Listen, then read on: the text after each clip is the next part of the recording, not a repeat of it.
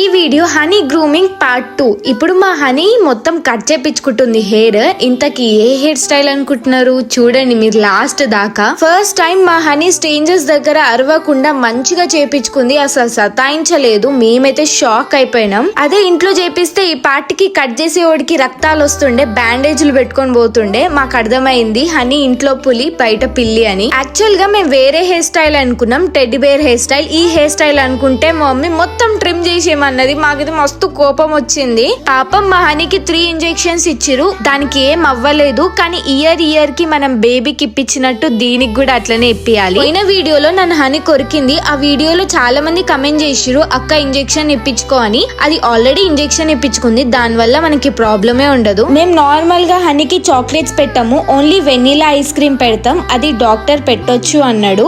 Thank you comment చేసినందుకు. హనీకి separate dog chocolates కూడా కొన్నాం.